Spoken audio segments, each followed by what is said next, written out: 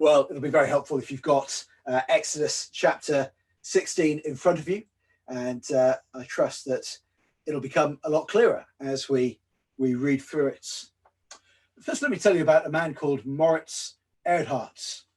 He was a summer intern for Bank of America Merrill Lynch in the city of London. He and 1,500 other young people had worked there for 7 weeks, putting in punishing hours, 6.5 days a week, in the hope of landing one of 2 graduate jobs as an analyst at the investment banking division. Moritz had been successful, but it hadn't been announced yet, and he was eager to impress. On August 15th, August 2013, Moritz caught a taxi home from the office back to his flat in Bethnal Green at around 5 a.m., having worked right through the night. This practice is known as, in banking circles, as the magic roundabout, getting a taxi home, having a quick shower, putting on fresh clothes and rushing back to the office, often in the same taxi that had been waiting for them, and getting to the office bright and early to start straight back to work for the following day. This was Moritz's 3rd all-nighter in a row. And as he showered, he had a seizure, he collapsed, and he died. He was 21 years old.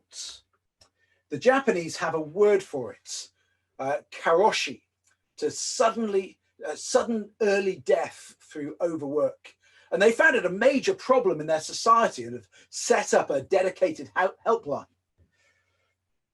It's not just sudden death, but overwork has been shown to drastically reduce people's mental health, contributing to stress, depression, and suicides. Even where firms don't require such long hours, in certain circumstances where there are layoffs threatened, you inevitably have the hardest workers being kept on. And so employees end up working longer and longer hours, competing with each other to show that they are the most indispensable in their departments. It's a kind of fear-driven slavery, even when it's not specifically being requested by their employers. Now, in our passage today, the Lord is continuing his training regime with the people of Israel, but he's not training them to greater and greater feats of endurance and slavery and abusing them. No, quite the opposite. He has just rescued them out of slavery in Egypt, where they were cruelly treated. And now he's training them to trust him as a loving father, to bring him all their requests, and to trust his instructions for their good. As we've been seeing, though, frankly, it was easier to get the Israelites out of Egypt than it was to get Egypt out of the Israelites. And their first instinct is not to trust and approach their loving God, to lay out their requests when they're in when they have various problems, but instead to still act like he was just a new slave master, to shrink back, to keep their distance, and to grumble about him among themselves. Now, Dom took us through the first half of this chapter a fortnight ago, where the Israelites had grumbled that there was no food. And this was not for the first time. In Egypt, the Israelites had grumbled that Moses was rocking the boat and causing trouble with the slave masters. And then God miraculously rescued them out of slavery in Egypt. And then just a few days later, by the Red Sea, the Israelites again grumbled that Moses had led them out only to be slaughtered by the Egyptian chariots. And God responded by miraculously rescuing them again, this time by parting the Red Sea, leading them out, and then when the Egyptian army tried to pursue them, by shutting the sea again and drowning them. Then the Israelites had grumbled that Moses had led them into the desert only to die of thirst. That wonderful phrase. Was it because there weren't enough graves in Egypt that you led us out here? What a lovely way of putting it. But then God miraculously provided fresh water and shade for them. Then the Israelites grumbled that Moses had led them into the desert to starve them to death, that they'd been better off in Egypt where they had meat and plenty of food, forgetting, of course, that actually they were slaves. They were being worked to death. Their children were being culled to keep their numbers down. And rather than trusting in God, who had sent the plagues to rescue them, who had literally moved heaven and earth to rescue them out of slavery from the Egyptian army, through the Red Sea, with fresh water and shade in the desert, yet they won't trust him to rustle up a bit of lunch. But in his mercy, God didn't give up on them, but once more, he miraculously supplied all that they needed. Now, you'd think, wouldn't you? At some point, they just trust, don't you think? But it's like us, isn't it? Maybe God has supplied all your needs time and time again. You've asked for prayer, and he's blessed you in lots of different ways. It's been okay in the past. And yet, once more, you're saying, oh, no, maybe this time God will let me down. This will be the day when God hasn't kept his promises. Well, let's see how it works out for the Israelites. First thing I want you to notice from this passage is that God supplied their needs. So they go out and receive this gift, but notice that their satisfaction is not based on their own hard work. So have a look. Well, let's start at verse 16. This is what the Lord has commanded. Everyone is to gather as much as they need. Take an omer for each person you have in your tents. The Israelites did as they were told. Some gathered much, some little. And when they measured it by the omer, the one who gathered much didn't have too much, and the one who gathered little didn't have too little. Everyone had gathered just as much as they needed. So they have what they need. Those that go out and try to stockpile loads for the future find that they can't. We could have done with that at the beginning of lockdown, couldn't we, with toilet rolls. But those that weren't able to gather much, maybe they didn't move as fast or couldn't carry as much, they discovered when they got home that actually they too had been provided with all that they needed. God's provision wasn't based on necessarily everything that they wanted, but he was providing everything that they needed, teaching them contentment, to rely on him day by day for that day's needs. He wouldn't let them stockpile, just enough for today, but everything that they needed. But still, they were giving way to fear rather than trusting God. Look how it continues, verse 19. Then Moses said to them, no one is to keep any of it until morning. However, some of them paid no attention to Moses. They kept part of it until morning, but it was full of maggots and began to smell. So Moses was angry with them.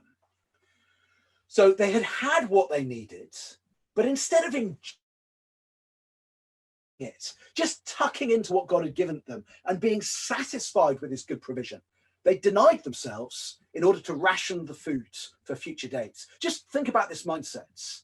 So God had saved them from slavery, saved them from the Red Sea. He'd saved them from thirst and now hunger. But instead of saying, praise God, do you know what? God is absolutely trustworthy.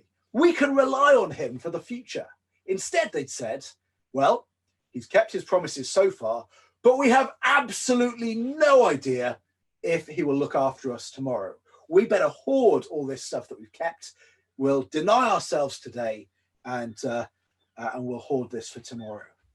It's tough. And instead, they ended up with stinking, maggoty tents when they could have had a nice, satisfied tummy and a good night's sleep.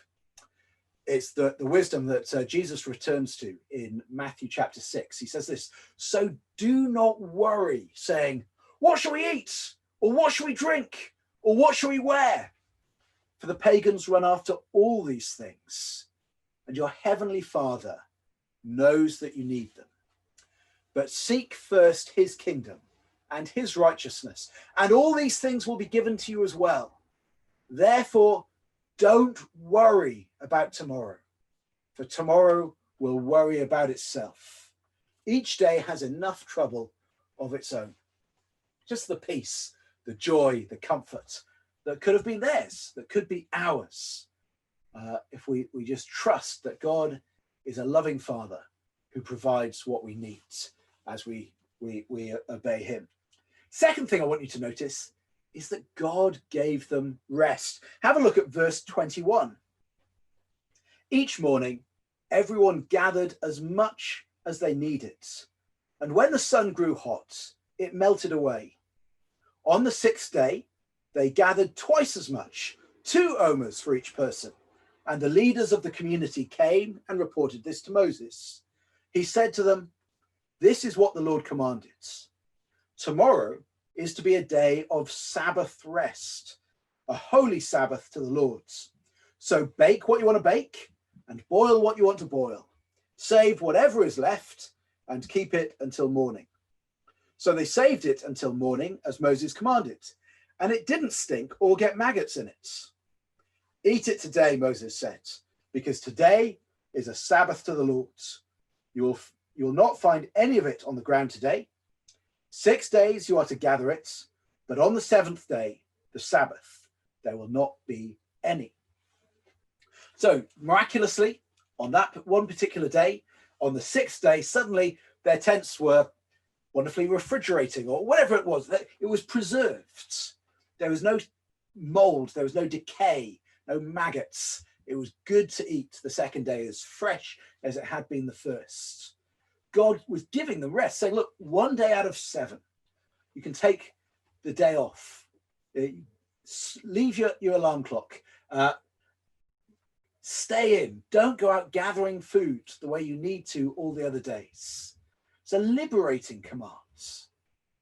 Now, in the West, with our, maybe you're used to having a 2-day weekend and all of that sort of thing, but think about all the cultures around the world today and down through history that have relied either on slave labor or on social conditions that might as well have been slave labor to exploit the greatest possible labor out of workers at the expense of their dignity and health. Think about Moritz, 6.5 days a week for 7 weeks until his health gave out. Read about the societies in ancient Rome, Greece, North and South America, the Mongolian, Islamic, African or Chinese empires, loads of them. And they're almost unique. Out of all these different societies is this little nation of Israel. There are records of travelers from other nations reporting tales of this strange land where once a week, no one gets any work done. I was looking for the quote where Josephus writes about Israel's Sabbath keeping, which was such a weird curiosity to the Romans. The Romans could afford to take days off if they were wealthy, and they didn't care about the others. Holidays throughout history were for wealthy people. But here, 1 day every week, by law, you had to stop. Whether you were rich or poor, whether you were slave or free, whether you were native or a visitor from abroad, no work was allowed. Even if you were taking the time off, you couldn't get somebody else to come and serve you. There was nothing to do apart from get up late, walk in the woods, take the kids swimming by the river, smell the flowers and laze about with your friends, enjoying good food and company. From the richest to the poorest, everyone had the day off.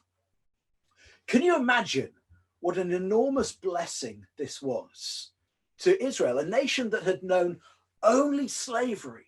This generation had known nothing else, and now they're given a day to rest. Now, this is something that goes right back to creation. This isn't just a new law that God's giving at this point. It's something woven into the fabric of the way humanity and our human bodies work. So in 1793, the French Revolutionary government changed their calendar from an ordinary 7-day week to 3 10-day weeks a month, with 5 complementary days at the end of the year. It was an effort to remove all religious influences to the society of their new republic, and to make it harder for workers to attend church. They also hoped to get more productivity out of them, working for 9 days, then with only 1 day off. And it did last a few years, but it was horribly unpopular. The workers were constantly rebelling, productivity was down, it was just brutal. They couldn't maintain it much as they wanted to. And imagine if there's another example of this in the Second World War, where when the Blitz was underway, the Battle of Britain was underway, and Winston Churchill had demanded that all the British construction firms should be working 7 days a week. London was in flames. The nation was fighting for its survival. And John Lang was the owner of one of the largest construction firms, Lang Construction, and he stood up to Churchill. He said, no, actually, my men need, and they're going to have, Sundays off every week. They need it for their health, they need it for their families, they need it for worship. They're going to have this day off every week. And Churchill was furious with him. They called him all kinds of names, virtually insurrection. But John Lang said, no, even though the bombs are falling, this matters. And he told Churchill, my men will have Sundays off every week, and they will outstrip the productivity of every other construction firm. And he was right. After a few weeks, his men were still fresh and able to function. They had some kind of work-life balance, even though they were working very, very hard for the survival of the nation. And they did. They were more productive than the others. They were able to keep going. Just think about this command. If it had been a concession, you can rest if you're tired, then straight away the Israelites would have been in competition with each other, wouldn't there? There would have been this kind of macho attitude. Well, I don't need to. I can keep going. I can cope. My work is indispensable. You can rest if you want, but no, I'm going to keep going. I'm going to press on because I'm tough. But the very fact that it is a command frees them from all of that. There can be no guilt that they're taking rest. It means overwork is no longer a macho virtue, but instead a sin to be avoided and repented of. Now, I know someone rather well who could see the stark difference trusting Jesus made to his work life, and we recorded a bit of our conversation yesterday. So, Aaron, could you play that testimony for us, please? Hi, so I'd like to welcome my dad. Welcome to Grace Church's service. Thank you. I know you've been to Grace Church a number of times, and there'll be a number of people in the church that know you quite well. But would you tell us a little bit about how you got saved?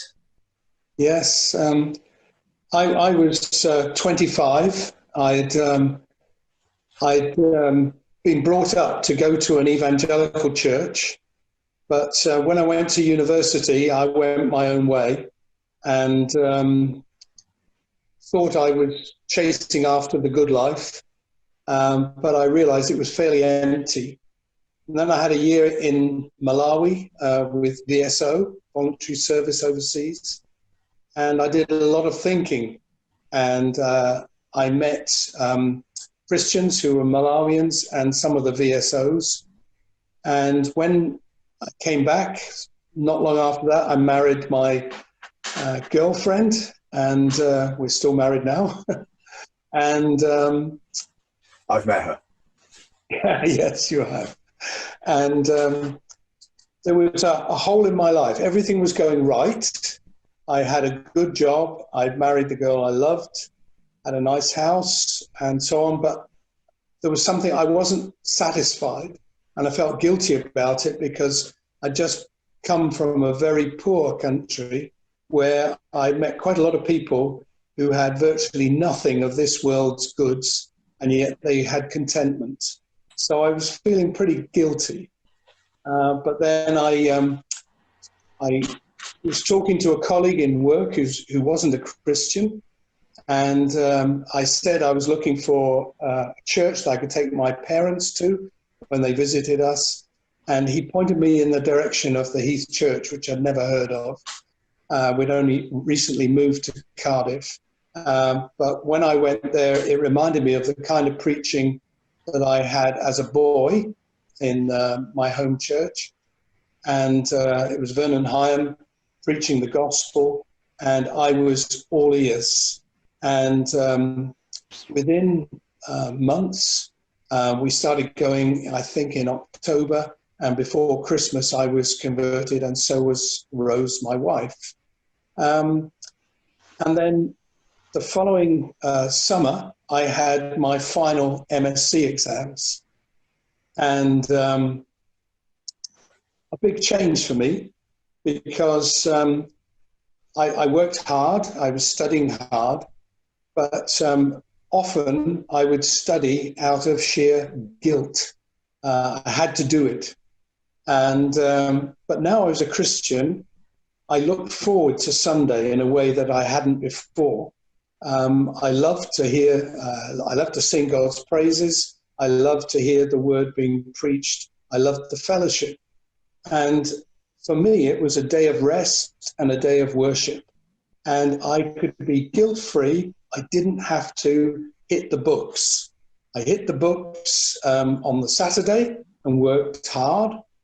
And now Sunday was blessed relief. I could, with a clear conscience, I could leave them alone. I must admit, I got up early on Monday because I had exams that day.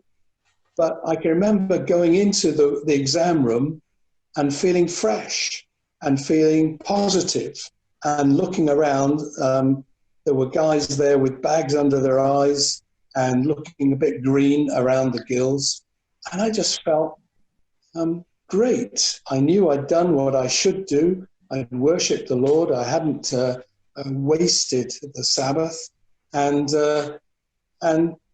I passed. I did pretty well. And it wouldn't be such a great story if you hadn't, to be honest. It wouldn't be making quite the point that we're trying to. But I just, I'm convinced now as a Christian of God's wisdom in 1 day in 7 being completely different from the others, that you can switch off and focus on God and allowing your body to be restored as well. And not to do that is to abuse your body, but also to disobey a loving God. It's not an imposition, as I see it. It's a wonderful and kindly provision for mankind. Great. Thank you. Thanks for that. Well, I hope that's helpful. Look, I want you to notice that although keeping the Sabbath holy is one of the 10 commandments, this existed before the 10 commandments. This existed before God gave Israel his law. This goes right back to creation. God rests at the end of creating in Genesis chapter 1, and it's certainly not because he's tired. He's God. So here's how Genesis 1 ends and Genesis 2 begins. God saw that all he had made, God saw all he had made, and it was very good. And there was evening and there was morning, the 6th day. Thus the heavens and the earth were completed in all their vast array. By the 7th day, God had finished all the work he'd been doing. So on the 7th day, he rested from all his work. Then God blessed the 7th day and made it holy, because on it he rested from all the work of creating that he had done. So here is God, and he's just created nature in all its glorious variety, and humanity last of all. And he looks at everything he's made, and he just enjoys it and blesses us. So joining in with his rest, keeping the Sabbath holy, means joining in with his pleasure in what he's made, looking back at him and saying, yes, it is good, this creation, this world that you've made. I'm enjoying what you've given me, my body, the fresh air, the plants, the animals, the people that you've put here, good food, friendship, and relaxation, a day for gratitude. And I'm going to bless you too, Lords. As you pour out your blessings on this world, I return and praise you as my loving Father and the giver of all of this. What could be an easier, better command to keep than this? Well, we've already noticed, haven't we, that sometimes fear might hold us back. The fear of if we don't keep going in that day, that if we don't just run right through it, carry on working, that maybe God won't provide later, that actually the rest that we need is supplied by our own efforts, not by the grace of God. Well, we do pick the dumbest things to rebel over, don't we? Have a look at verse 27 for a moment. So here's their first chance of a day off in their lifetimes, having been a slave all that time. Nevertheless, some of the people went out on the seventh day to gather it, but they found none.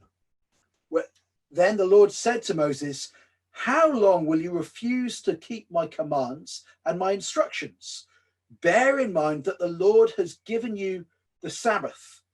That is why on the sixth day he gives you bread for 2 days.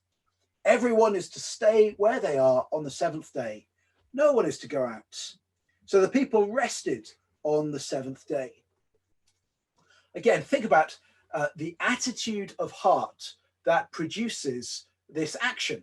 They already had enough. It's made it clear for us already. God had made sure that they had enough for the day, everything they needed, but they wanted more. Maybe they wanted to get ahead. Maybe they're gathering some as a business venture. Maybe they intended to sell it in the future. Now it's suddenly miraculously not decaying. Maybe they were gluttons. Maybe they had enough and they just wanted to stuff their faces. Maybe I'm reading myself into it. It's a problem, isn't it? Maybe they still don't trust God for the following day. Maybe they think, okay, well, he's been supplying us all week. He's supplied us double yesterday, and maybe it's all going to run out now. Maybe this is it. Maybe I need to supply and hoard for the future. Whatever the reason, they're still not trusting God, are they? And instead, they get up early, they hike out into the wilderness, just like the monotony of every other day. And again, they weary themselves with searching around for this manna. They've deprived themselves of the rest that their loving Heavenly Father was trying to give them. Now, I know right now, some of you are thinking, oh no, this is going to be such a legalistic sermon. John is saying, look, we've got to rest 1 day in 7. And some of you are thinking, no, that's legalism. Stop trying to make me have a sensible work-life balance. And I admit, I've not been the best example of a lot of this. But, if we shout back at God, this is legalism, then don't you think it says something about our hearts? Okay. Imagine someone who loves you is asking to spend quality time together. Okay. So imagine it's your mum and all, the kids in your family. She's saying, look, I want some quality time with you. I want a meal. This is like the only thing I want for Christmas. I want to take you out for a meal and just to spend some time with you. Imagine if your reply was, okay, give me some rules. Okay, tell me exactly what time you want me there and what time I can leave. Tell me exactly what I've got to talk about and what I've got to do. Tell me exactly what I've got to do to comply, and then I can be out of there. I want to fulfill all your requirements and then go.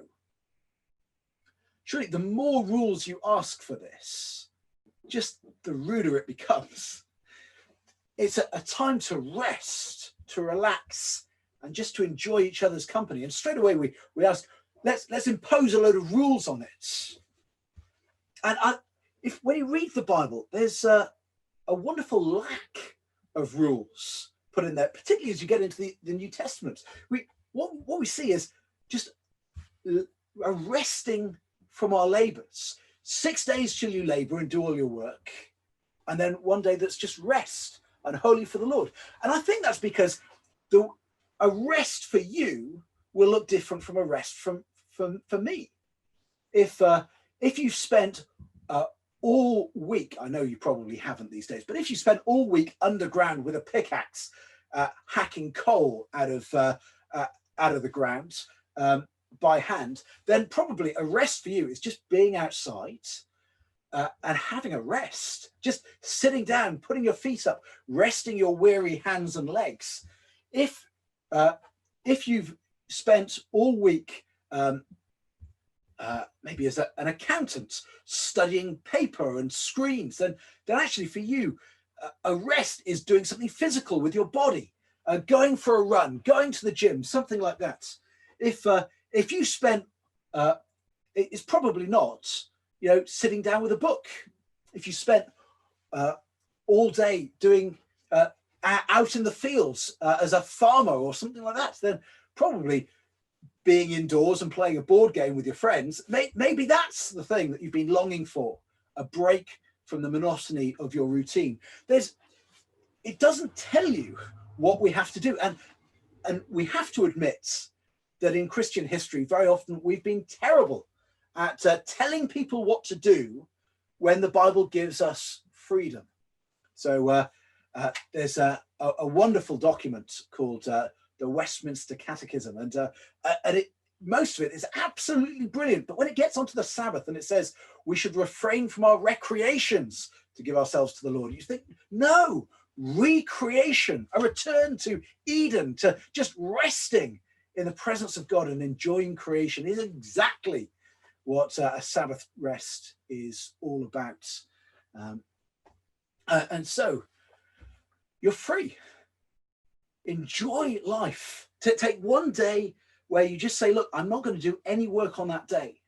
So even if your exams are coming up, just think, right, I'm going to plan my revision so I get a day a week that's just free. I'm not going to do any homework, not going to do any coursework, not going to check my emails, my inbox from work. I'm not going to kind of ring up and make some calls on that day. No, there's going to be one day that's just a break, where I just get some headspace, where I can just take a deep breath and enjoy the relationship with him that God has given me and the planet that he's put here for us to enjoy. And so there's something that's even more important than exactly how you keep a Sabbath in your week. So Romans chapter 14 says, accept the one whose faith is weak, without quarreling over disputable matters. One person's faith allows them to eat anything, but another whose faith is weak eats only vegetables. He's talking here where there's it's a multicultural church there in Rome. There are some people from a Jewish background who've all their life they've seen eating certain foods as being sinful, and they're abstaining. And they've got a very strong view of what they can and can't do on certain days because of their cultural upbringing. The one who eats everything must not treat with contempt the one who does not. And the one who does not eat everything must not judge the one who does, for God has accepted them.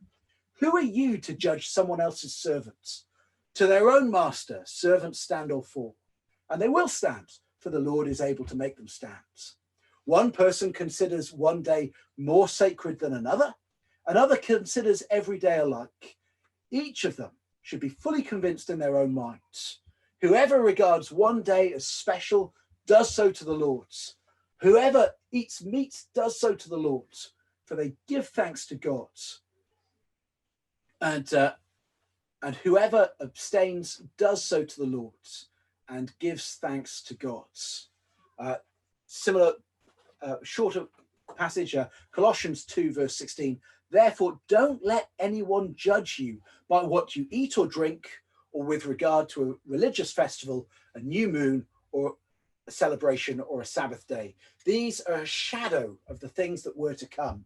The reality, however, is found in Christ. remember, in the early church, an awful lot of the believers would have been slaves. They didn't have the right or the authority to just decide that they were going to take off whichever day they chose. They were they just didn't have that liberty. But once Christians were in a position where they started to influence laws, this sort of thing came in, to the great blessing of society. But actually, what we're not to do ever is to look down on other people in the way that they choose to spend that day. They need to rest in the way that gives them a clear conscience before God, that where they're just freeing themselves up in order to carry on serving him. There's a wonderful example in Luke chapter 12, where people who had been keeping the Sabbath day in a very legalistic way. Remember that the example, you're going for a meal for your mum and you want exact stipulations about what you've got to do in order to fulfill her requirements. It's so rude, isn't it? But these people, there were people there who had made up a load of regulations and then were very judgmental about people who had not kept them exactly the same way. Sorry, I'm not going to go to Luke chapter 12. Here's Luke chapter 6. One Sabbath, Jesus was going through the cornfields, and his disciples began to pick some ears of corn, rub them in their hands, and eat the grain. Some of the Pharisees asked, "What are you doing? Why are you doing what is unlawful in the Sabbath?" So they said, look, I know you're just going for a pleasant walk in the countryside, but look, you've just been reaping as you go along, picking these corns, and by rubbing them in your hands, you've been winnowing on. I'm telling, that's work. But of course, they weren't actually harvesters. This is something that was allowed within the laws of the land. This is just like you might go picking blackberries on a walk in the countryside. Perfectly acceptable thing to do. And this wasn't them going back and doing some more of their work because they were either greedy or afraid that God wasn't going to provide for them. They were just enjoying creation. And Jesus corrected them. And here's what he says, verse 5. Then Jesus said to them, "The Son of Man is Lord of the Sabbath." Yeah, notice what he's saying. Look, Jesus is talking about himself, and he's saying, look, I am the Lord of the Sabbath. Not I was the Lord of the Sabbath, but now is the kingdom of heaven, and all that is over. He's saying, I am the Lord of the Sabbath. I am the only one who can give you the true rest that you need for your souls, who can liberate you from your fear of being without in the future, your drive or your guilt to grind yourself into the ground in the moments. He's saying, look, I am the one who has come to give it to you. And then they went into a synagogue on another Sabbath, and as he was teaching, a man was there whose right hand was shriveled. So we don't know if that was an injury or something he was born with. The Pharisees and the teachers of the law looking for a reason to accuse Jesus. So they watched him closely to see if he would heal on the Sabbath, because that's doctor's work, you see. That would break the law. But Jesus knew what they were thinking and said to the man with the shriveled hand, "Get up and stand in front of everyone." So he's not going to do something sneaky in the corner. He will show everyone he's not ashamed of anything he's doing here. So he got up and stood there. Then Jesus said to them, "I ask you, what is lawful on the Sabbath? To do good or to do evil? To save life or to destroy it?" He looked round at them all and he said to the man, "Stretch out your hands." He did so, and his hand was completely restored. But the Pharisees and the teachers of the law were furious, and they began to discuss with one another what they might do to Jesus. You see, here are people who've lost sight of what this command was all about. It's a loving gift. In chapter 12, Jesus says, look, man was not created for the Sabbath, but Sabbath was created for man. So what he's saying there is, look, it's not that God is incredibly picky and he's just got fussy, busy work for us to do. He's just fussy about what we do on different days. No, because he loved us, he gave us instructions about how we will thrive physically, how we will thrive mentally, also how we will thrive spiritually, taking some time off all our business to be grateful to him and to enjoy what he has given to us. If you were reading through Hebrews last month, you'll remember Hebrews 4 verse 9. It says, there remains therefore a Sabbath rest for the people of God. For anyone who enters God's rest also rests from their works, just as God did from his. Let us therefore make every effort to enter that rest, so that no one will perish by following their example of disobedience. He's referring to an incident that we're going to come to next week, actually. But here's what he's saying, that the weekly Sabbath that they enjoyed in the Old Testament, that since the resurrection of Jesus on the first day, the Christian church has celebrated on the first day of the week instead, is meant to be just a tidbit, just a small deposit of heaven, where we rest from our labors and rejoice in the perfect world that God has created, in perfect relationship with him. And how to get there is actually we rest from our labors. We recognize that our own works can't save us. We cannot earn heaven through sheer grit and determination, through slavishly working hard, constantly knowing that we're not measuring up to the standards of a perfect God, but constantly trying, or just abandoning that and just being greedy and exploiting one another. No, none of that will help you. It's only Jesus, the Lord of the Sabbath, the one who has fulfilled all the Lord's demands, who gives us rest. He says, look, come and trust me. Matthew 11, verse 27, Jesus says this, all things have been committed to me by my Father. No one knows the Son except the Father, and no one knows the Father except the Son, and those to whom the Son chooses to reveal him. Come to me, all you who are weary and burdened, and I will give you rest. Take my yoke upon you and learn from me, for I am gentle and humble in heart, and you will find rest for your souls. For my yoke is easy and my burden is light. There are lots more that we could say on this subject, but rejoice that your Heavenly Father provides what you need. Take some time, when you take some time today to just enjoy what he's given you. Yeah, of course, there will be times where it's not possible. If you are a fireman and the call comes in, please respond to it on a Sunday. And if you're there as a surgeon in the accident and emergency, of course, we need you to be restoring people, just as Jesus did to that man with the shriveled hands. But Lord, but we need that pattern of the day off in 7 to rest, enjoy ourselves, recharge, and be useful to him. Let's pray, shall we?